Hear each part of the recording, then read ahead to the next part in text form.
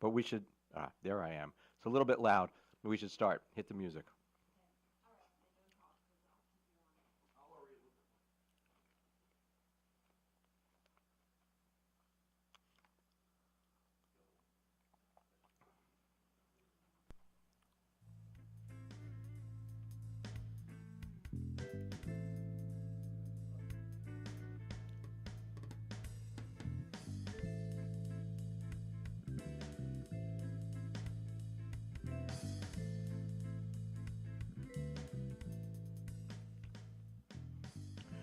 Welcome, welcome, welcome. It's 8 o'clock on Thursday night, and you are listening to the 54th installment of the Age Out Angels Radio Hour on www.hamiltonradio.net, Channel 2. I'm your host, Greg Rapport. I'm the founder and executive director of Age Out Angels. We are a 501c3 nonprofit corporation that provides one-to-one mentors to vulnerable youth for the purpose of coordinating the care and services that they need to survive and thrive, and hopefully help them avoid some of the horrible pitfalls that they're likely to face if they don't have a proper safety net. This program is brought to you every week at the same time, courtesy of Doc G, William Saunders, Ruben Rodriguez, and all the fine people here at Hamilton Radio who allow us to use this airtime. Doc G is on the board tonight, along with Robin. Always a pleasure to see you both.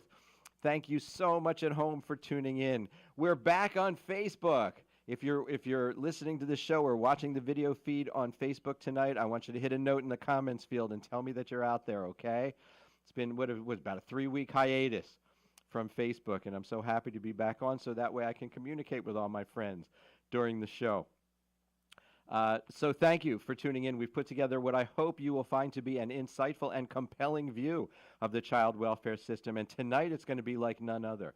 Tonight on the radio hour, what did a Newark school do to help students who came to school in dirty, smelly clothing?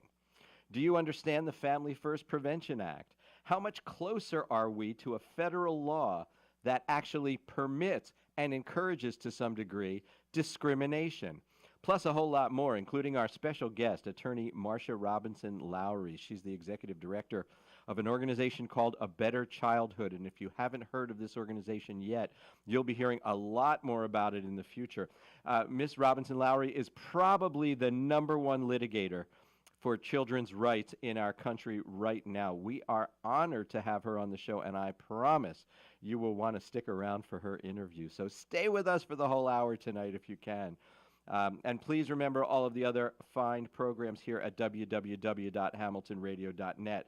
Many of you listening tonight may not know that this station actually takes great pride in supporting its surrounding community. Case in point, let me tell you about the big charity event happening right down the street from our studios here in Robbinsville on Saturday.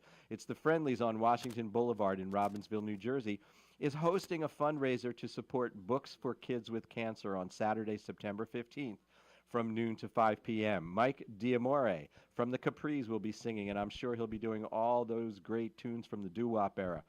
It's going to be 5 hours of fun with 20% of all the proceeds going to Books for Kids with Cancer. And we hope to see everyone there. And if you haven't seen Friendly's new menu, they have like a lot more healthier things than they used to just be all carbs and stuff. But now they have new salads and all kinds of neat things that for people who need to be more careful about what they eat.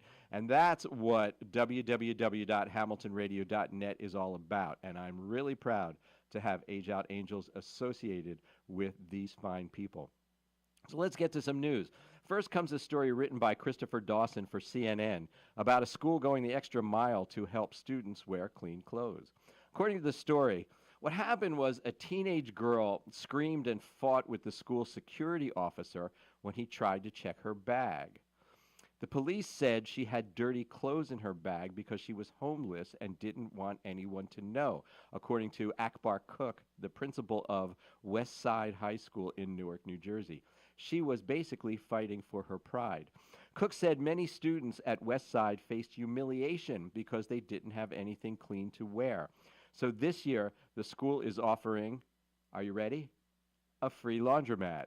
Cook suspected that bullying was a top reason why 85% of his students chronically missed school.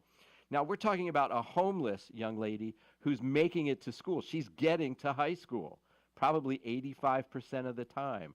I mean, that is totally amazing in itself. And it's a shame that it's the bullying and ridicule that keeps students away. Kids who could not afford to wash their clothes faced intense teasing when they showed up in dirty outfits. Classmates sometimes snapped photos and then tagged the photos with the students' names on social media. I've seen a few kids in the back of the class talk about one of the people in the front of the class and how they smelled and how their clothes looked dirty. This according to a student, Nasir Cameron, told CNN affiliate WCBS. These are kids, good kids who want to learn, that are missing 3 to 5 days a month because they were being bullied because they were dirty, Cook explained to CNN. So 2 years ago, the principal applied for a grant from a foundation associated with one of Newark's main utility companies, PSE&G. He received $20,000 to turn an old football locker room into a laundromat. The room has 5 washers, 5 dryers, and a growing stock of detergent, which has been donated from around the country. The room is open to students free of charge between 3 p.m. and 6 p.m., and there is an adult supervisor who keeps an eye out during those hours. Quote from Cook says, "We're trying to teach youth to navigate their pride. My kids are fighters. They just need good ways to fight for themselves and then take pride in what they do." We wish them all the best of luck. Next, a couple of stories from the newsletter published by Foster and Adoptive Family Services. It was quite an interesting newsletter this month. This one's called Understanding the Family First Prevention Services Act. Okay, so let's get ready for acronyms now. It is so weird doing acronyms on the radio, and I feel like I need to repeat them over and over so we get them in our heads. And the child welfare system is almost like the military. It's loaded with acronyms. Everything has an acronym. So get ready for this now. The Family First Prevention Services Act is the FFPSA. The FFPSA. Everybody got it? A groundbreaking piece of legislation has passed through Congress and is seeing the beginning stages of implementation across the country. The Family First Prevention Services Act, or the FFPSA, has implications for all child welfare providers in the United States, as it brings the federal government actually in line with what child welfare studies have been saying for years, which is that kinship care is the most effective form of foster care. The provisions of the FFPSA pave the way to move foster care away from a system that relies on people who are effectively strangers to the children and bolsters states' ability to support and grow kinship care communities. To do this, the bill will divest from group home care and shift funds to preventive measures. Now, this legislation has 2 primary components. First, it will create prevention services and family supports to address the causes that lead to foster care placement.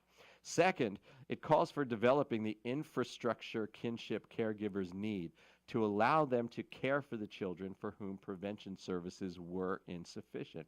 You hear this all the time, that people are caring for foster children and they're just not adequately prepared to do so, and this should help with that. The first approach is prevention, though. And prevention services has the goal of actually reducing the need for child welfare systems entirely. Now, there's 430+ thousand children who need this right now, and that we are woefully in need of families and homes to take this responsibility on.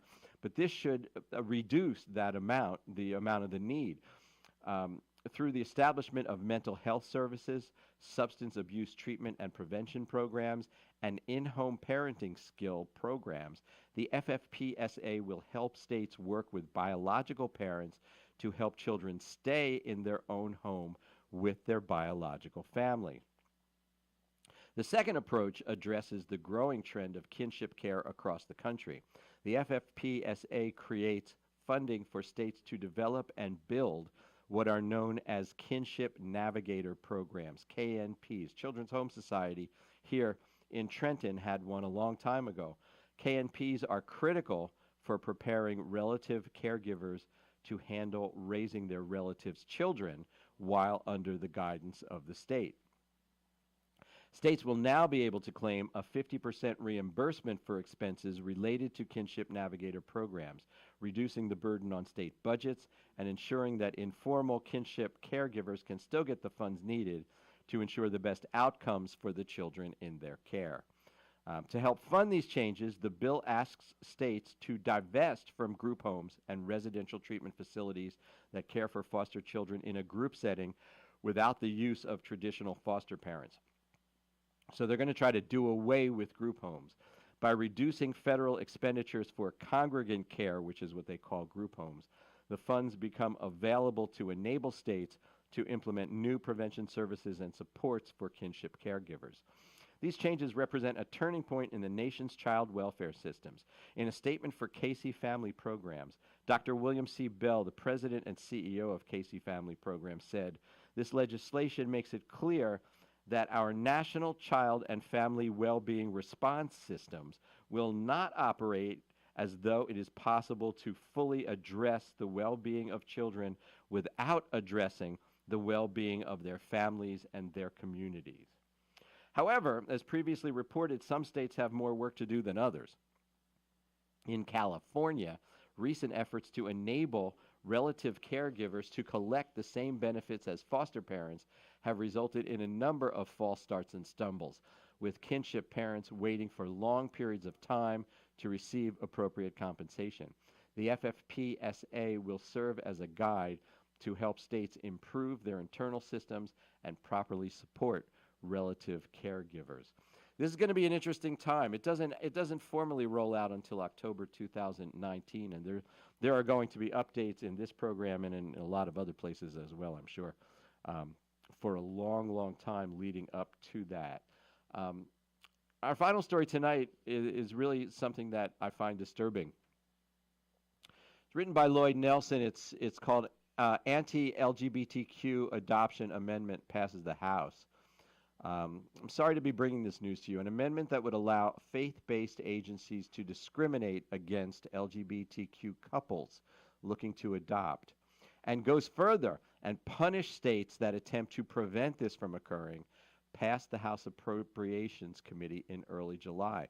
The amendment, introduced by Representative Robert Aderholt, the Republican from Alabama, would not only prevent states from taking action against agencies that decline to provide services based on their religious beliefs, but also would direct the federal government to withhold 15% of federal funding from any state that refuses to allow discrimination to take place.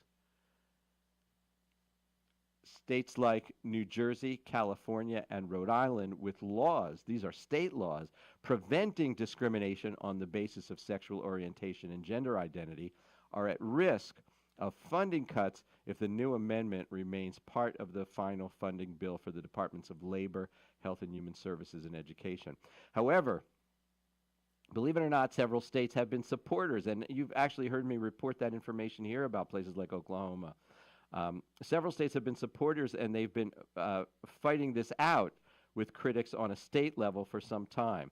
So there's sort of two sides to this. Last month, the federal court in Philadelphia said states had no right to put an organization's religious belief ahead of the best interest of a child. And I believe we have a caller on the line right now. Caller, are you there? Hello? Are you on the line? Hello. Hi, everyone. I want to introduce you to someone who does some pretty incredible work in the child welfare system. Our caller on the line right now is Marcia Robinson Lowry. And Marcia, I need to begin this interview with an on-air apology. Are you ready? I'm ready. Okay. I'm glad. I hope you're sitting down.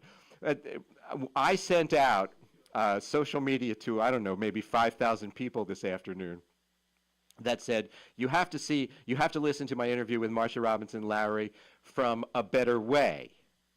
And Right. at that moment, when I was sending those things out, the brochure from an organization called A Better Way was sitting on my desk. It's a local Trenton, New Jersey organization, and your organization is not called A Better Way. It's called A Better Childhood. And this is my first, in 54 shows, this is my first on-air apology. I want you to know that. Okay, thank you. But I welcome you to the radio hour. I'm so glad that you're able to take the time to do this because you are so busy right now. Yes. A Better Childhood, according to your website, fights for children who are abused, neglected, and irreversibly damaged while dependent on child welfare systems. Um, can you tell me a little bit more about what the company does and why it does it? Sure. Yes. What we do is look at child welfare systems around the country, and for those that seem to be in trouble, investigate the situation and see whether we think litigation could help that situation. And where we think it could help, we bring lawsuits. And I certainly, throughout my career, which continues, I've been involved in many of the major cases, lawsuits, against child welfare systems across the country. And so when you bring a lawsuit, are you bringing it versus a state or versus a child welfare system or a county? Who is Sure. it exactly you're suing? Well, we're suing. It depends on whether the state is a county-run or state-run system. Mm-hmm. Most states are state-run systems. I think there are about 10 that are county-run. And so occasionally, and for example, some of the largest cities are county-run: New York, Philadelphia, Los Angeles. But most systems are state-run. So we sue either the county or the state, depending on which it is. And we don't ever bring damage actions. We bring lawsuits seeking prospective relief going forward. We seek to change what the problems are. And the problems vary, of course, to some degree from state to state. But for the most part, and particularly now, there are things like high caseloads, workers who don't have time to do their work.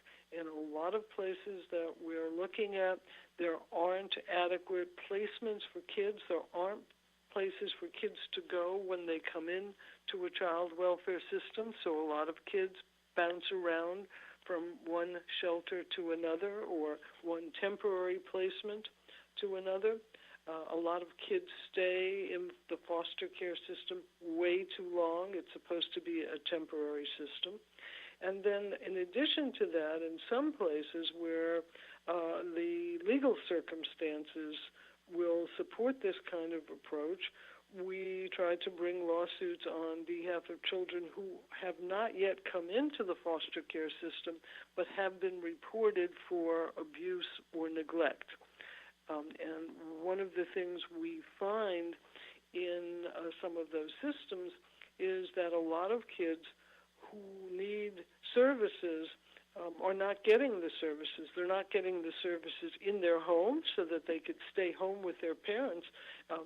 There are certainly many, many instances where children can be helped and the parents can be helped to keep the kids out of foster care. They never have to go in, but the services aren't available. There's been a real cutback in services nationally. Right. Yeah. So in those instances, the only option for the child, and sometimes the situation the child's in is quite dangerous by the point at which they've been reported for abuse or neglect, the only option for the child in order for the child to stay safe is to go into foster care. And right. so we also represent those children saying that the investigations process is not adequate, that a lot of children get screened out and are just turned away, and the reports of neglect on those kids gets screened out time after time, and terrible things happen to some of those kids.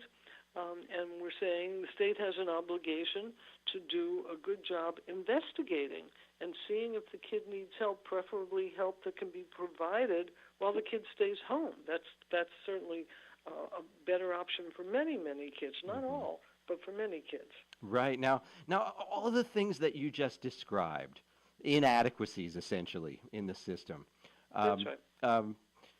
In order for your action to actually have a result, you need to find something that exists in the law that's not being addressed. Am I right about that? I mean, you can't That's just right. go there and That's right. you can't just say, That's hey, this is wrong. We need to change That's it. right.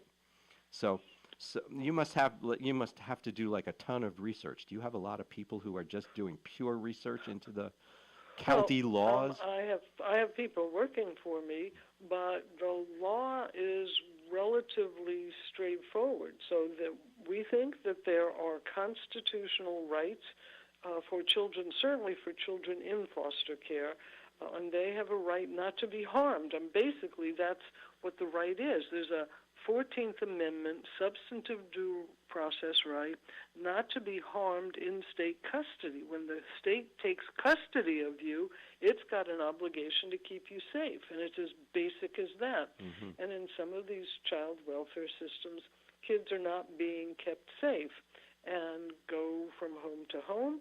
Some of the homes are inadequate, unfortunately, these days, because there's a shortage of foster homes nationally.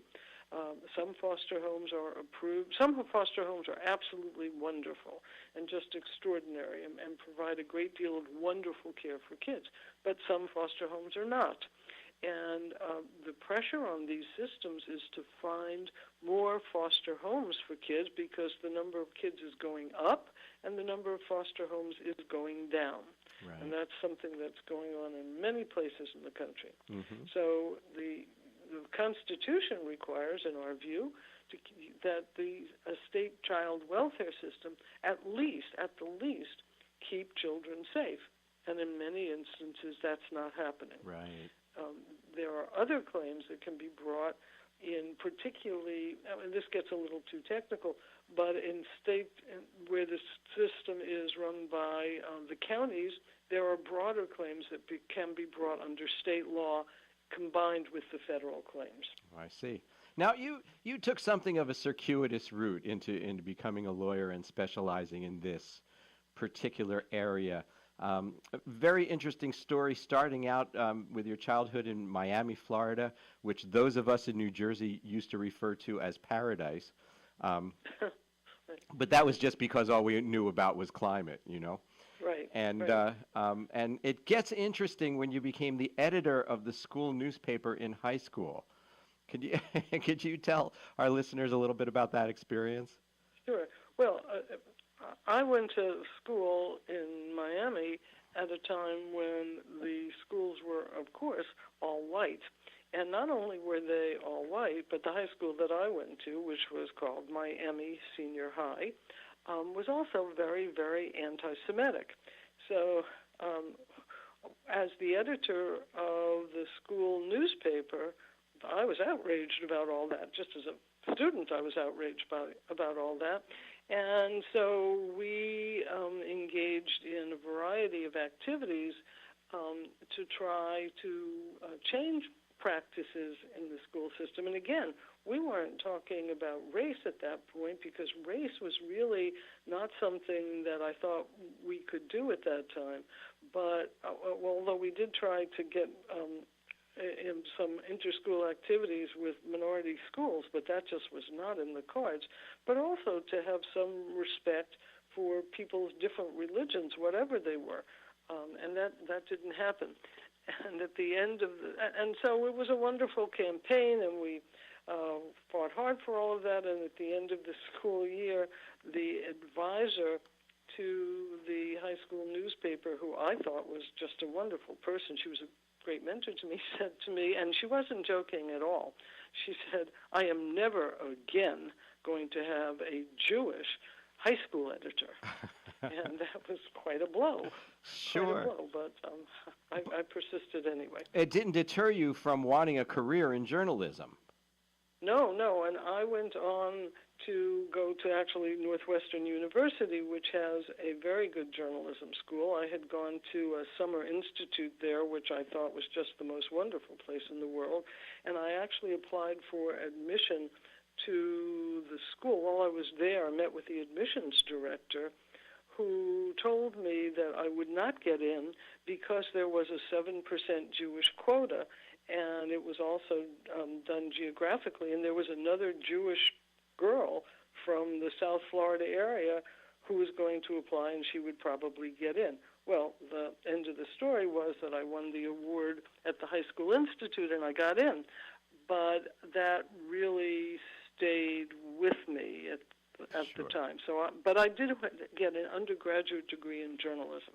Okay, and it's amazing to me that you and I both lived during an era where there were still things like colored water fountains, and Yes, and I mean absolutely, that's just absolutely. you know But it's basically the same thing, because in journalism you try to tell a story, you try to tell it in a compelling way, and particularly if you're going to dig into feature stories and stories that expose what's going on, I thought you tried to tell the story in a way that made people realize that what you were writing about was a terrible travesty and they would rise up and say, "Oh no, we can't have this. We have to end bad practices." And that's what you do. That's what I wound up doing in the law. The same kind of thing, just finding really good stories. Obviously, there's a lot more involved than that, but basically, the kind of journalism I did, which was investigative journalism, translated into the law and what I've done with my career in the law. and so when you were at Northwestern, you went away for a year to London. Yes, I hated Northwestern so much. I really didn't like it at all. And I'm sure it's wonderful today, but it was not so wonderful then. So I wanted to go someplace, any place, and I went to the London School of Economics. I went with another person from Northwestern, and we spent a year in London, which was a wonderful, wonderful experience. Very exciting, living on our own and doing whatever we felt like, and going to really exciting classes and listening to exciting lectures, all of that kind of stuff. So it was really good to be away. So now you're at this point. I'm getting the feeling you're not completely steeped in activism yet, but after college, you got married to a gentleman who was a little more activist oriented. Is that correct? Well, it was actually at the end of college because he was coming through. So I married a freedom rider, somebody who was a freedom rider, and had been arrested in Monroe, North Carolina, on a very serious charge, kidnapping, in fact, and it grew out of a race riot in which a bunch of freedom riders had gone to the town, which was at the time, a place where the Ku Klux Klan was very active. And there was an incident, and some people were held in the black section of town, and the ultimate outcome of it all was the people got away. It was fine. But he was arrested and charged with kidnapping, and he was making a tour of university towns and came through town, and I was assigned by a local group to work with him. And by the time he left town, I was engaged. And my mother wasn't happy about that, but it was very exciting, and I think that was what finally turned me into much more of an activist, because we spent several years both dealing with his case, and then he was tried in Monroe, North Carolina, and he was convicted. And the conviction was later reversed on appeal. But during the trial, it was just completely fascinating to watch and to not participate, but to hear the trial strategies. And his lawyer was someone no longer alive, William Kunstler, and he was a very exciting lawyer. And ultimately, my first husband the conviction was reversed, and that was all fine. But I resolved, I think, during the trial that this was what I was going to do. I was going to be a lawyer. I'm so jealous. I mean, all of us brought our guitars to rallies back in those days, but you were hanging out in the courtroom with Kunstler. And yes, I was. Yes, I was. It was quite an interesting experience. I'll bet he was a rather dynamic personality. He was an amazing personality, and one of the things but it just appalled me, because I was young and I was worried about my then husband being put in jail again.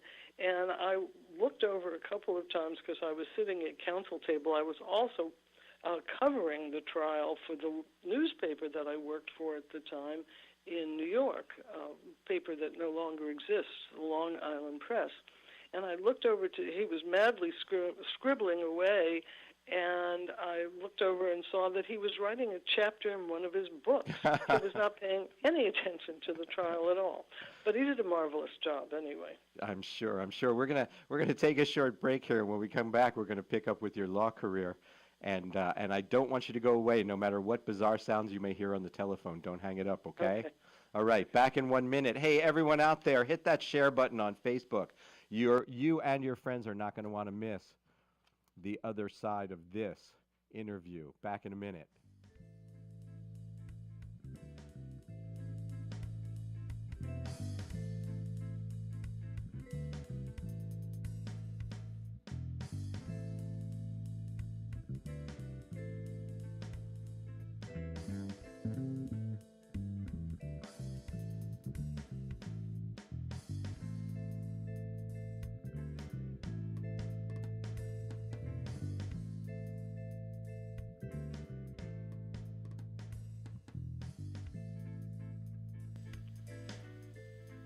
And we are back.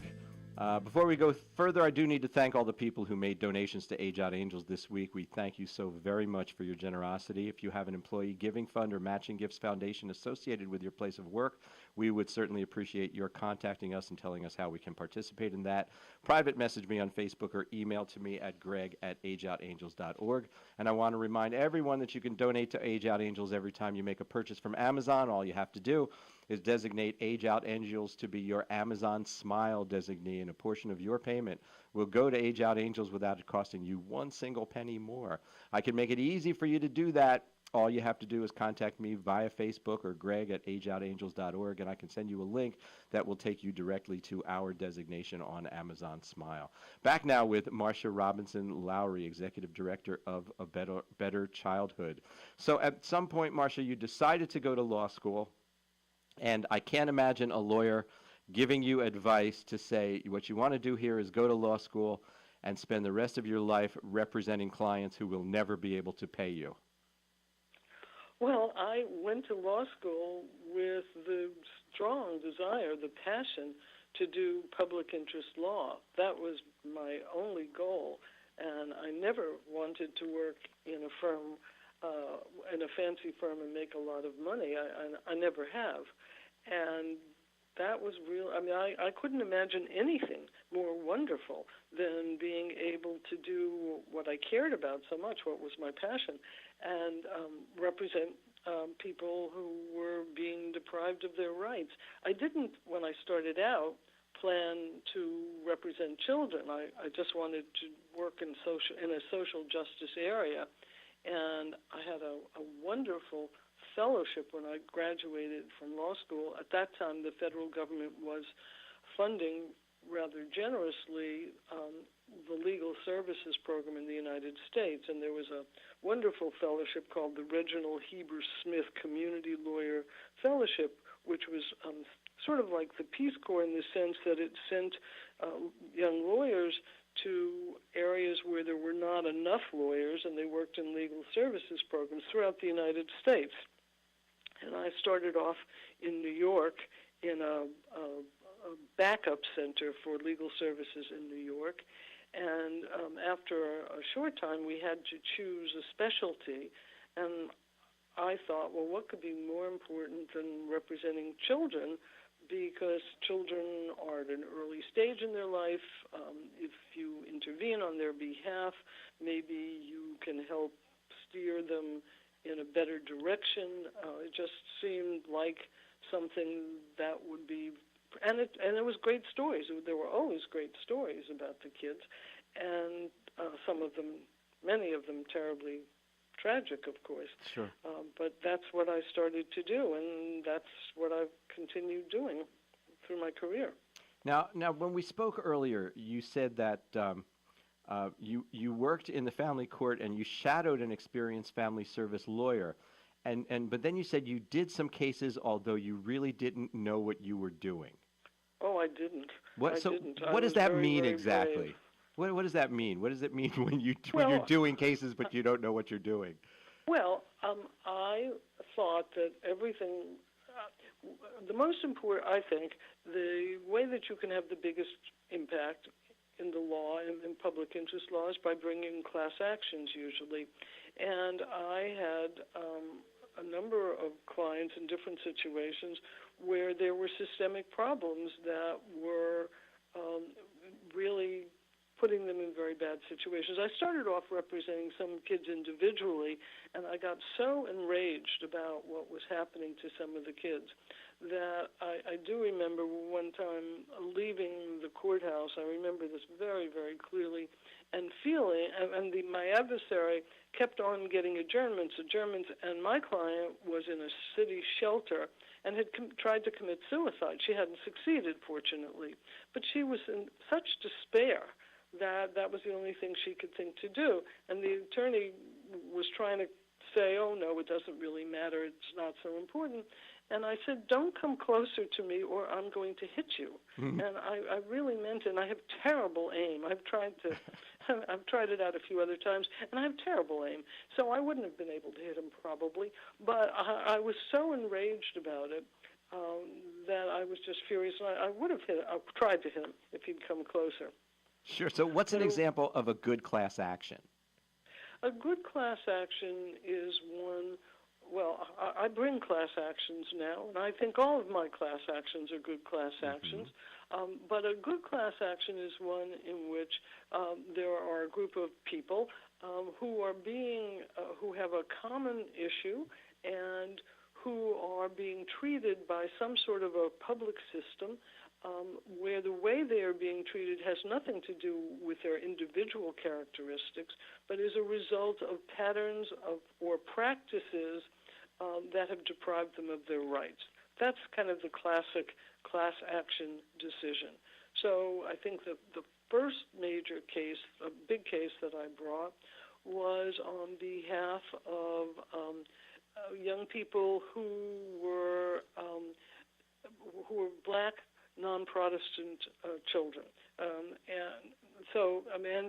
They were black Protestant kids, black Protestant kids, and they were being deprived of adequate placements in New York City. And so that was a lawsuit in which we said that it was New York City at that point ran, we thought, a discriminatory child welfare system where children of particular religions which ran good programs got preferred for those programs, and black Protestant kids were left with the leavings, and the quality of the services available to them was very, very poor. That's a class action lawsuit. And the way the kids were being treated had nothing to do with their characteristics, whether they were troubled or whether they were sometimes depressed or withdrawn or whatever. It had to do with the fact that they were black, and it had to do with the fact that they didn't belong to religions that had good services. At that point, services were organized based on religion, pretty much. Right. That's much less the case now because most of the children in child welfare in New York City are children of color.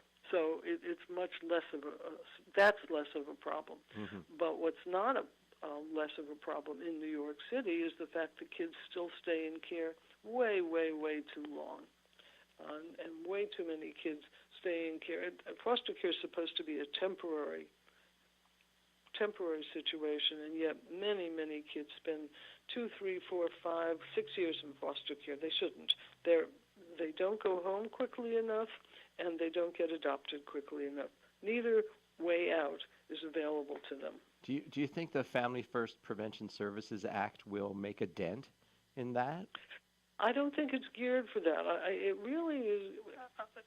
I have mixed feelings about the Family First legislation, and it will depend. How it gets implemented will make a big difference, I assume, and there are no regulations yet. I think that it's good that federal funding is going to be unavailable to group care situations for the most part, not entirely. And that will be, that more money will go to individual foster homes. I think that's good.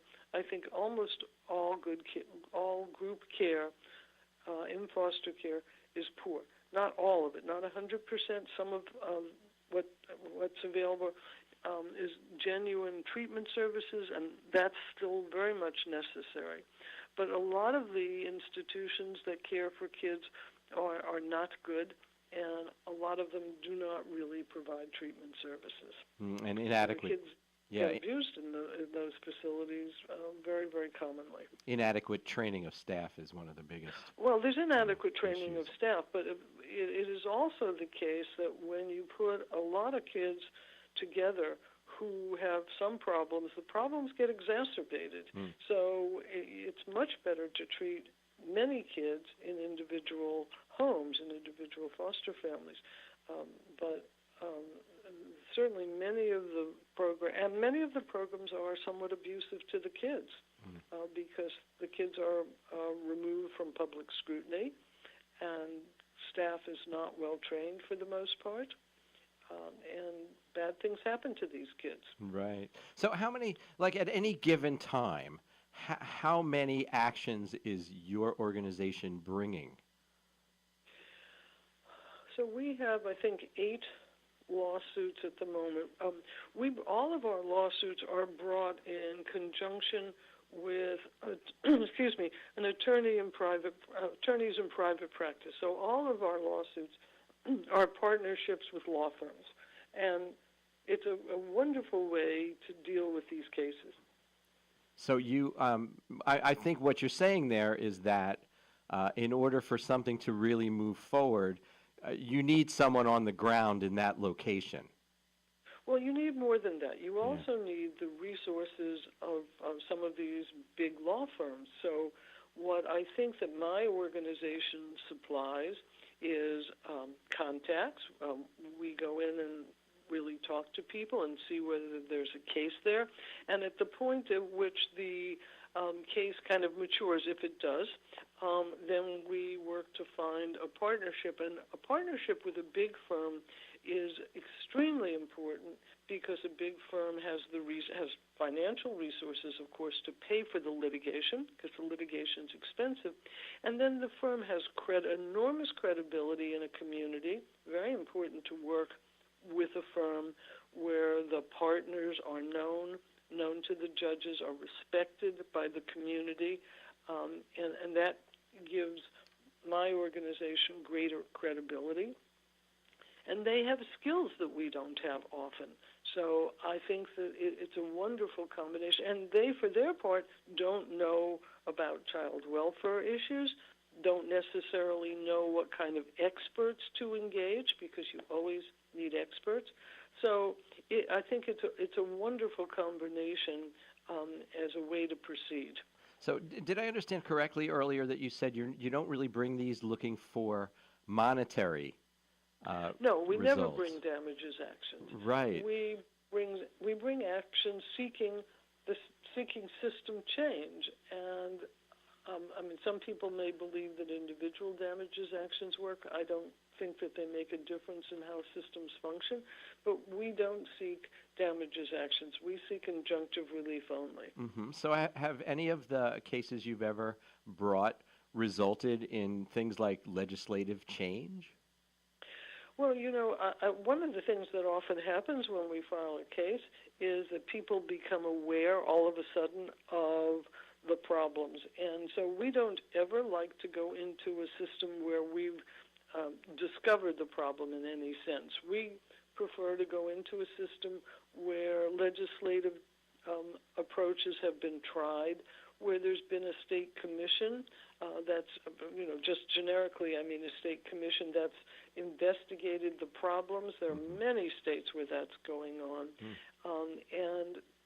But the real issue is, even if there's good legislation in a particular state, even if they've got wonderful statutes, the question is always, how are the statutes being implemented? Right. And so you can have a state which has some of the best laws in the world, but that's not helping kids. And if you really want to help kids, you've got to look at the practices, not what the law says, but what the practices say and what the practices are. New York has many wonderful laws. A lot of states have good laws. One of the things that legislatures often do is they think their foster care system is in big trouble. They pass good laws, and then they go home. They think that's all you need to do. But it's not, because what you need is to have the people who are running the system do a good job, and in many cases, that's not what's happening. Right. And that's not how the money that's been appropriated is being spent. Money is often spent on things like shelters, which are very expensive and are terrible for kids.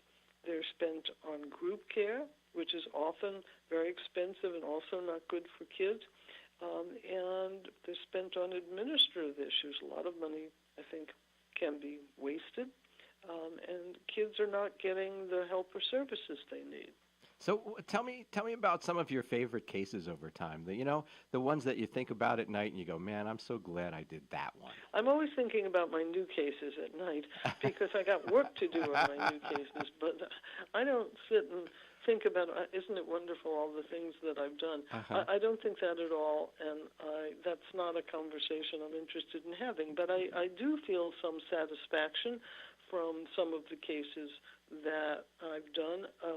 Certainly in New Jersey, where we still have a court order in effect. We've had it in effect for a long time, more than 10 years. But that is a system that has changed dramatically since we filed a lawsuit. And it's changed in so many different ways. And there's better training. There is permanence for kids. They've closed a lot of institutions, and kids, all kinds of data is now available about the system, and data is really important.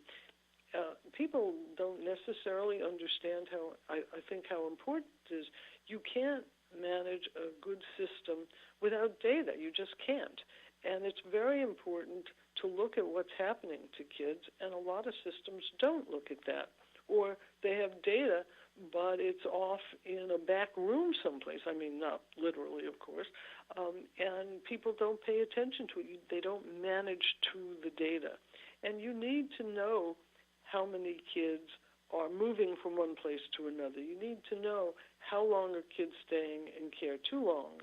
If that's going on, then the system is in trouble.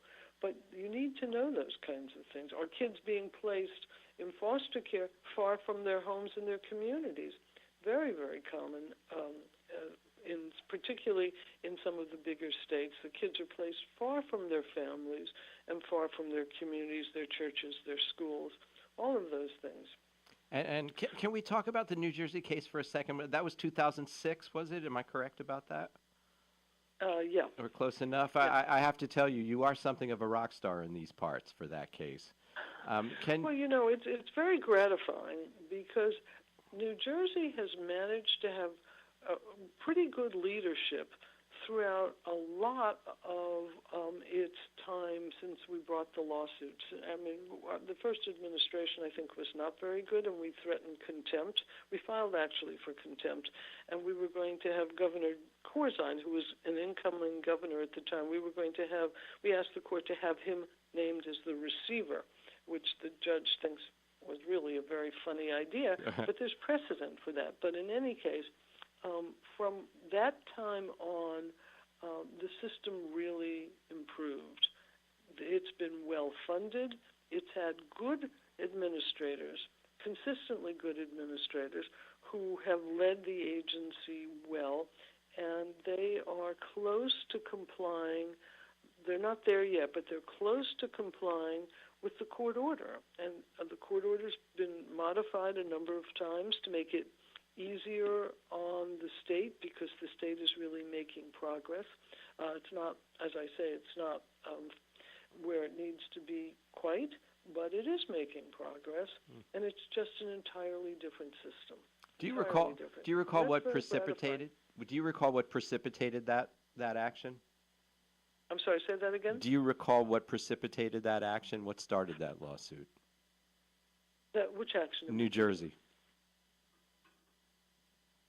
I'm sorry, I just didn't understand your question. Okay, what was it that got you involved in the case in New Jersey in 2006? Oh, sure.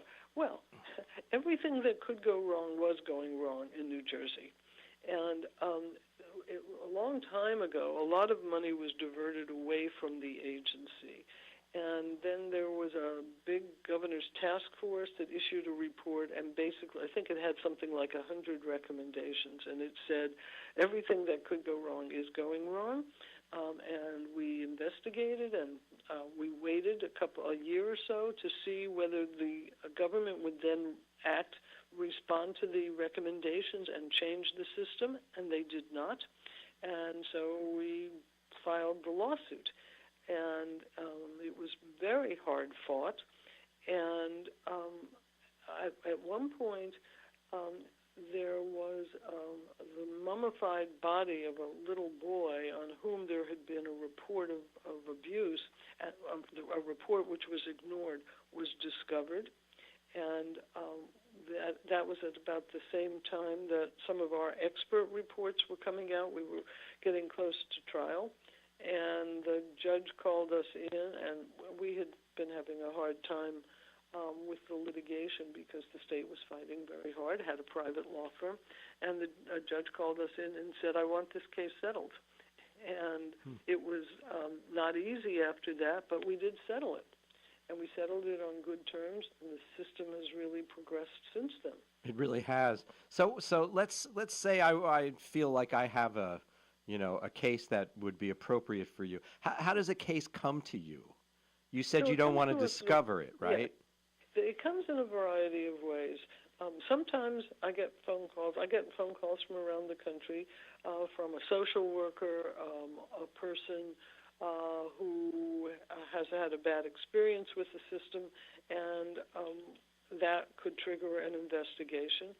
And we also watch the press pretty carefully. We look at state reports, and so I think we are doing more analysis now than I think was done before in terms of looking at the places where there's newspaper story after newspaper story about problems in the foster care system, where there are commission reports that come out. There are a lot of places with task forces and commissions. I tell you, we just saw another one today. I won't say which state it was, but where the governor then pledges, we're going to fix this, and then doesn't. Then basically doesn't. Yeah. So then the procedure, let's say you start to look at a set of circumstances and you say, you know what, this could probably be something we could sink our teeth into. What would you do? What do you do next? Well, we look at we talk basically to everyone in the state who will talk to us. So we reach out, and one case that we filed a year and a half ago started with one person, one contact that somebody knew who thought they knew somebody, and we called one person, and from there it just really mushroomed. And you talk to one person and say, well, do you think other people have had similar problems? It was somebody who had worked as a foster parent, and the person said, yes, well, why don't you call these three people? And that just starts the whole thing, and by the end of that process, we had spoken certainly to over 100 people. And so we look at things like outcomes for kids. How are the kids doing? Are there caseworkers that have caseloads that are too high? Are there places for the kids to go? And are kids staying in the system too long? I mean, and then also another big problem is shelters. In Oklahoma, where we have a lawsuit, the routine practice there was to put all kids, when they had to be removed from their parents' homes, put them into shelters right away. Mm-hmm. That was the first placement for a lot of kids. And babies, little babies, were in cribs lined up along the wall, and some of the kids didn't even cry anymore because nobody ever responded to them because the staff was so overworked. So there were all these babies just laying around in cribs in shelters. And there were two big public shelters at the time. Mm. One of them is now closed, and the second one closed at the end of May. Yes, the end of May. As a result of a court order, and there's still problems in that system in Oklahoma, to be sure. But we investigate a case. We see whether there are big enough problems that are not being acted on, and if we think we can do something constructive there, if we think we have good issues, then we file a lawsuit once we've got a law firm partner. Now, your company just got a major infusion of cash. We can say that, Yes. right? Yes. Okay. So is that going to change, expand? What effect is that going to have on what you do in the future? Well, I've expanded a lot. I'm hiring way more than doubled the staff. We operate with a small and I think very efficient staff.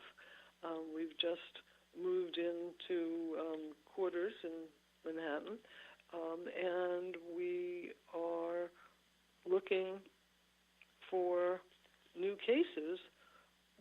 And frankly, I think we're going to have a problem choosing because there are so many places, frankly, in trouble right now. Yeah. So many places where the children are in trouble because services are being cut back. Populations are declining, but services are not increasing. And so I think there are more children that need services than are getting services. And the kids who are in custody are not being treated in a way that we would like to have this country's children treated. I hope it's the way we want this country's children treated. But so what can our listeners do to, I don't know, help, participate, get involved? Well, I think you have listeners all over the country, Yes. and I think that people ought to think about whether their systems are working well and whether they're satisfied. No system is ever going to be perfect, of course, but are there big problems in their systems? And litigation is a very, very drastic response to a situation. Litigation can go on for 2 or 3 years. It's expensive. It is polarizing sometimes. And is that something that your listeners think might be necessary and helpful in their state? But again, it's an approach of last resort. You have to really think, well, can we fix this ourselves? Can citizens become foster parents and lobby and be on citizen review boards? Or is this something that they really feel the legislature maybe is not supporting by funding it adequately, and the leadership is not supporting? Is it a situation that is that extreme? And if so, they should contact me.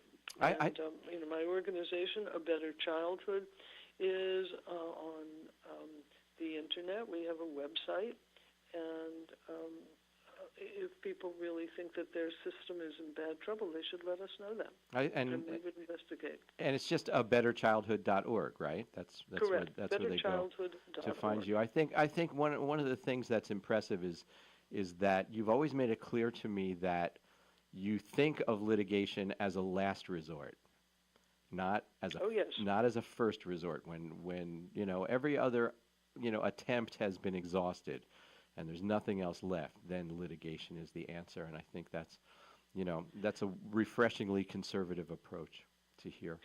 Yes, well, I'm basically a very conservative person. My guest is Marcia Robinson Lowry. Marcia, I am so sorry to have to let you go. I could go on like this forever, but I'm sure you're a busy person. And I hope you'll come back from time to time and keep us posted on some of the wonderful things that you're doing. Thank you very much. I've really enjoyed the opportunity to talk about what we're doing and what the problems are and what people can perhaps do when they feel a last resort is called for. Thank you so much. You have a good evening. Good night, Marcia. Thank you very much. All right. And there you have it, ladies and gentlemen. Another hour talking about youth who should matter more in our political and economic discourse than they do now. We thank you for... We thank you for tuning in and maybe helping spread the word. Again, we offer humble thanks to Hamilton Radio, to my most excellent guest, Marcia Robinson Lowry, Executive Director of A Better Childhood. Thanks to our engineer, Doc G, our producer, Robin. Music provided by Kurt Seldenridge, owner-operator of the Cave Rehearsal Recording Space. Join me next Thursday, September 13th. I'm sorry, next Thursday is September 20th at 8 p.m. when my guest will be Joshua Meekins from a wonderful organization called Give Back. So until then, let's make this week the best week ever. Good night.